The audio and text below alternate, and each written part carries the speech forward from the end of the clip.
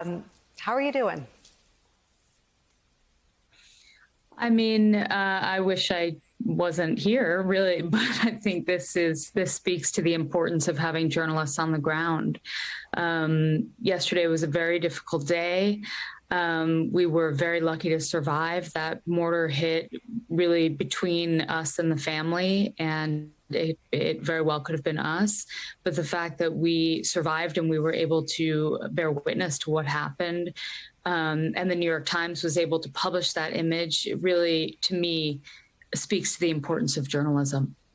So, Lindsay, I saw it online as soon as it was published, and then the paper came this morning, and I usually bring it to work, and I left it at home. We wanted to save it. We wanted to keep it. It is already, I think, you know, your craft, your art, your journalism is for the picture to do the storytelling. And to me, it tells the story in one harrowing image of what we've been trying to cover for 10 days, the human calamity of war. Tell me what, is that your intent? Is that how you feel? I mean, when I cover a war, I'm trying to get as many different angles of a story as I can because it's complex. War is nuanced, and I think for me, every day I wake up and I think, do I go to the hospital? Do I go to the train station? Do I go to the front line?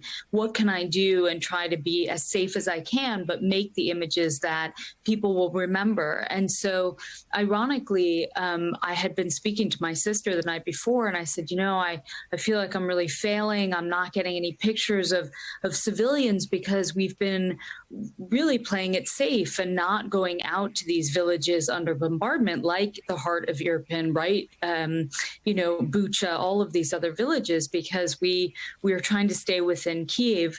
And so I went to a place that I thought would be safe because it was a civilian evacuation route. It was a known path where civilians were going. And very soon after I arrived there, mortars started being lobbed at first they started about 200 meters from our position and then literally bracketing onto the path where civilians were walking.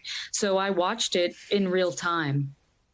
And this is now obviously at the center of geopolitics today, right? That Vladimir Putin is targeting civilians and that there are no safe passageways. You did the journalism before the geopolitics caught up, and I wonder if you could just say more about the reality for civilians in Ukraine right now. Well, I think all of us journalists on the ground here are trying to show the civilian toll. We're trying to show that civilians are being targeted, but you hear a lot of things in war. Each side will tell you what they want journalists to report, but it's very important for us as journalists on the ground that we have to see it with our own eyes. We have to bear witness because you can't take things at face value. And so from the moment I got to the checkpoint that morning and I got to that position where we've seen people coming across the bridge, the soldiers were telling me civilians have been targeted. They are targeting civilians. And I said, yes, we've heard that. And then when the mortars started coming in, I thought it's not possible. They're not going to target that path. They're going for a mortar position of the Ukrainian military off in the distance. And surely they did start targeting the path and they did start walking that mortar onto the position of the civilians. So it was incredible for me to witness and to see that family, the mother and her two children lying there on the ground, lifeless with their little suitcases, is the most heartbreaking thing that I've seen. It is the most heartbreaking thing that I've seen, but I'm guessing that you and someone there would tell me that it's happening all over and it's happening in numbers that we can't wrap our brains around yet. Can you tell me what your sense is of what this country is enduring at the hands of these Russian attacks? Yeah, I mean, there are amazingly brave Ukrainian and foreign journalists across the country, and each one of us is covering what we can. And we are seeing repeatedly that schools are being targeted, residential buildings are being targeted. Basically, nothing is off limits. And we are seeing people fleeing for their lives in droves. And while they're fleeing, not being able to make it, I was watching as I was shooting and the first series of mortars came in, I'm watching these little children and this little girl in a pink puffy coat through my lens and mortar rounds going past her. And I'm thinking, it's not possible. How can you target children? And it's happening. And I think, there is no way that President Putin can say that only military targets are being targeted, because that's just not the reality. And when you were there, did you see any Ukrainian military, or was this clearly an attack on civilians? Yeah, the Ukrainian military was very present, but they were helping usher people across. They were picking up babies. They were helping with suitcases. That man on that video spent half the morning shielding me. Every time we'd hear the whistle of a mortar, he would throw himself on top of me to make sure I didn't get injured. And so, these guys were not firing from that position. I was there with them for about an hour, and none of them were shooting from that position.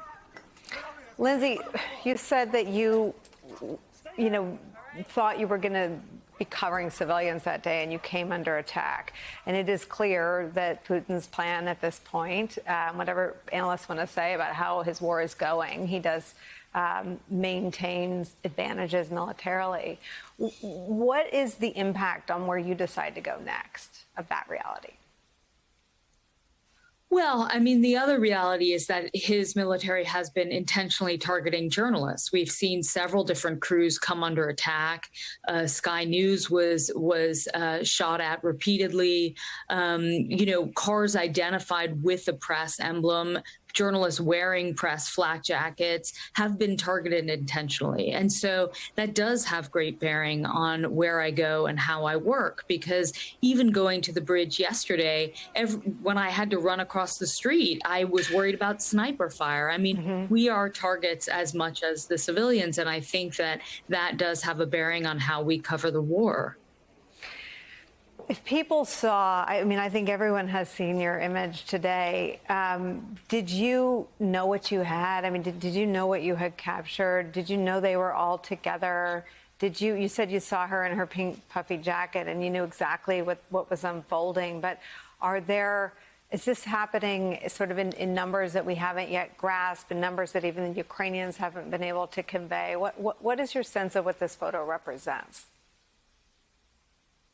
I mean, this photo represents to me a war crime. It represents sort of the intentional targeting of civilians and women and children in particular. And I think I knew I was somewhat in shock, of course, because I had just had a mortar round land about 30 feet from me. So I knew what I had to do as a journalist. I knew I had to take these photos, as painful as they were. I tried to do it in a respectful way. We were still under fire. And then there was the whole task of discussing with my editors, could we actually publish a photo like this? And I fought from the beginning, because I believe so strongly that we cannot censor war, we cannot sanitize war, particularly when it comes to targeting civilians. And very fortunately, the New York Times was amazing, and they stood up and they put it on the front page and they had it on the homepage. And I think that's the reason why people are talking about it.